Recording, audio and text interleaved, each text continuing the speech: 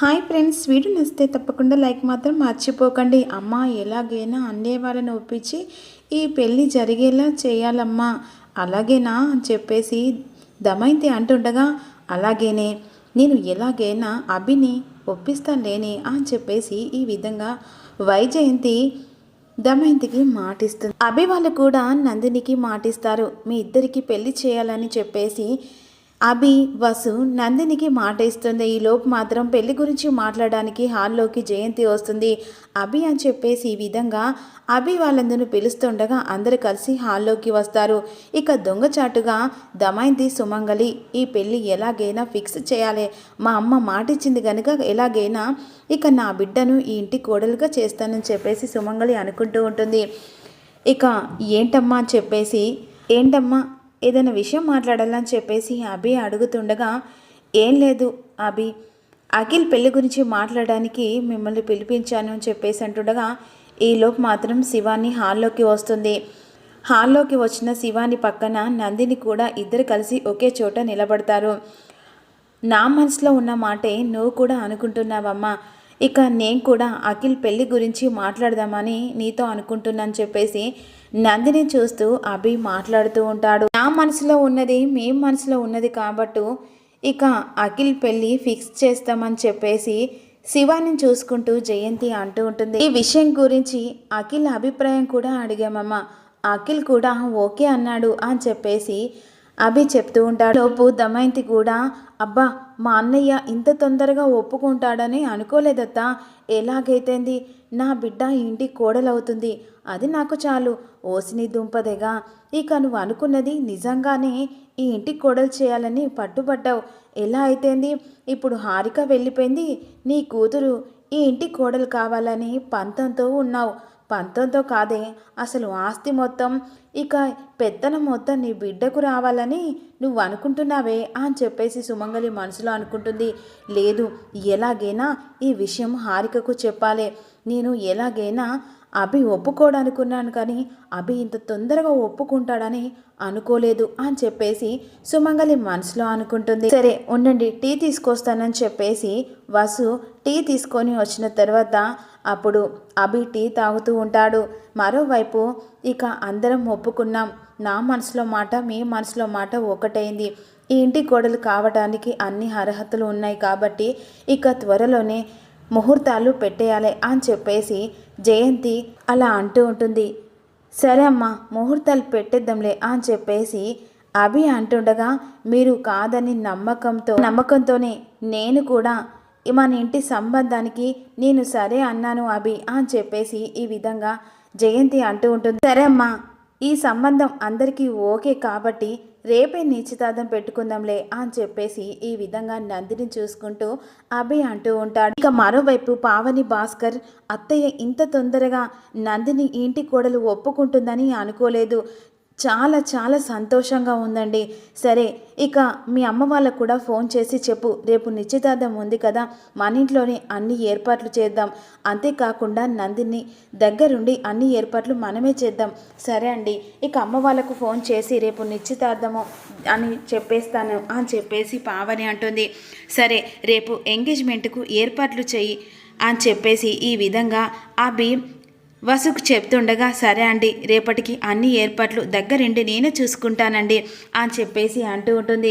ఈలోపు మాత్రం దమయంతి ఇక సుమంగలి ఒకే చోట చేరి, అబ్బత్త నాకు ఎంత సంతోషంగా ఉంది తెలుసా, అసలు కల్లో కూడా అనుకోనిది ఇక నేను నా బిడ్డ ఇంటి కోడలు అవుతుందని అస్సలు అనుకోలేదత్తా అని చెప్పేసి ఈ విధంగా ఇక దమయంతి సుమంగలితో అంటుంది. అమ్మా, మామయ్య ఇంత తొందరగా ఒప్పుకుంటాడని అనుకోలేదమ్మా, చాలా సంతోషంగా ఉంది, రేపే మామయ్యకు నాకు ఇద్దరికి నిశ్చితార్థమమ్మా అని చెప్పేసి శివాని మాత్రం చాలా సంతోషంగా ఉంటుంది.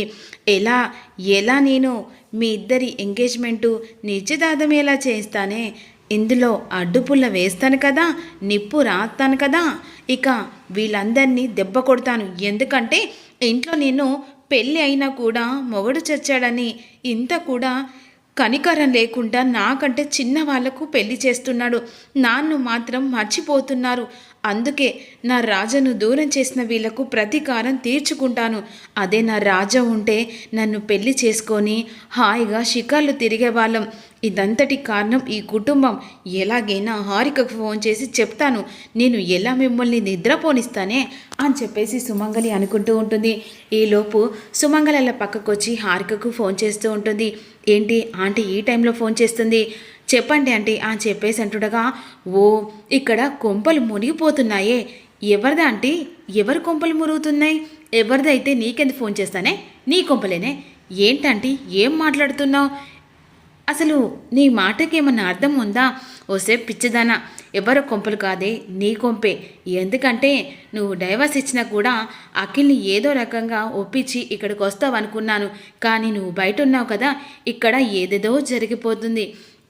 ఏం జరిగిపోతుందంటే ఏం లేదు, ఇక్కడ శివానికున్ను అఖిల్ గానికి పెళ్లి చేద్దామని ఇక మీ అత్తయ్య అదే మా వదిన ఒప్పుకుంది.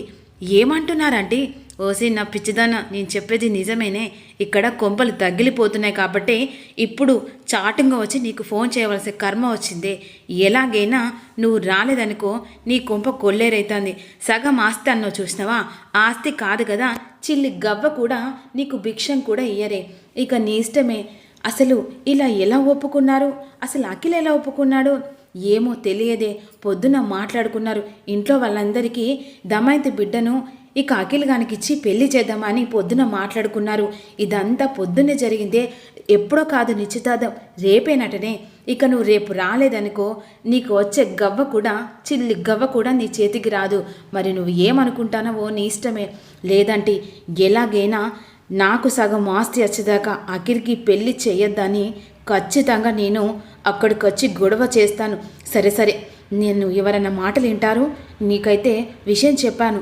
ఇక నువ్వు ఏం చేస్తావో నాకు తెలియదు. నేను ఫోన్ పెట్టేస్తున్నాను. ఎవరన్నా వింటే నేను ఇంట్లో ఉండలేనే అని చెప్పేసి వెంటనే సుమంగలి కట్ చేస్తుంది. ఇక అఖిల్, నువ్వు పెళ్ళి ఎలా చేసుకుంటావో నేనే చూస్తాను. రేపు వచ్చిన తర్వాత మీ అందరికీ ఎలా చెప్పాలనో బుద్ధి నాకు బాగా తెలుసు అని చెప్పేసి అనుకుంటూ ఉంటుంది. ఈ లోపు మాత్రం తెల్లారిపోతుంది. ఇక ఎవరి పనులలో వాళ్ళు ఉంటారు.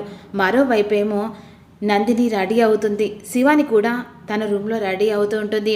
అబ్బా, నా కూతురు చూడత్తా ఎంత చక్కగా ఉందో, ఇప్పుడే పెళ్లి కళ ఉట్టి పడుతుందత్తా అని చెప్పేసి దమయంతి అంటుంది. మరోవైపు నందిని రెడీ అవుతుండగా, అబ్బా చూసావక్క నందిని ఎంత చక్కగా ఉందో, ఇప్పుడే పెళ్లి కళ ఉట్టి పడుతుంది కదక్క అని చెప్పేసి పావనితో వసు అంటూ ఉంటుంది. అంతా నీ వల్లే వసు. ఇక నా చెల్లి కూడా ఇంటి కోడలవుతుంది. నీ రుణం ఎప్పటికీ తీర్చుకోలేదు. అబ్బా ఈ రుణం ఏంటక్క? నీ చెల్లెల్ని కదా. అలాంటి మాటలు పెద్ద పెద్ద ఏంటక్క? మన కుటుంబం అంతా ఒకటే.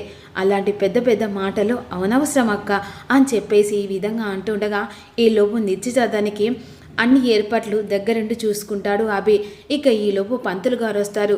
ఇక పంతులు గారు వచ్చి మంత్రాలు చదువుతూ ఉంటాడు. అన్ని ఏర్పాట్లు చేసిన తర్వాత ఇక అదే సమయానికి పీటల మీద నిశ్చితార్థానికి అఖిల్ కూర్చుంటాడు. ఇటువైపున శివాని, అటువైపున నందిని వస్తూ ఉంటారు. ఇక అఖిల్ పక్కన ఒక్కసారిగా ఇద్దరు కలిసి రెడీ వచ్చిన తర్వాత ఇక ఏంటి ఇది ఇలా రెడీ వచ్చింది, నేను రెడీ వస్తే ఇది నాకంటే ఎక్కువ రెడీ వచ్చిందని చెప్పేసి శివాని నందిని చూసుకుంటూ అంటూ ఉంటుంది. అదేంటి ఇది ఇలా రెడీ వచ్చింది, ఎంగేజ్మెంట్ నాకు కదా అని చెప్పేసి ఒకరికొకరు అనుకుంటూ ఉంటారు. అఖిల్ పక్కన వచ్చి ఇద్దరు ఒక్కసారిగా అఖిల్ పక్కన వచ్చేసరికి షాక్ అయిపోతారు. అదేంటి నందిని, నువ్వు అఖిల్ పక్కకి ఎందుకు వస్తున్నావు అని చెప్పేసి జయంతి అన్న మాటలు విని ఒక్కసారిగా అభి షాక్ అయిపోతాడు. ఏంటమ్మా ఏం మాట్లాడుతున్నావు?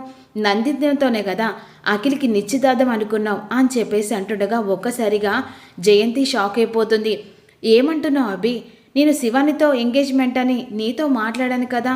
లేదమ్మా, నేను నందినితో అఖిల్కి ఇద్దరి కలిసి ఎంగేజ్మెంట్ అని అఖిల్ కూడా ఒప్పుకున్నాడు అని చెప్పేసి అంటుండగా ఒక్కసారిగా దమయంతి షాక్లో ఉండిపోతుంది.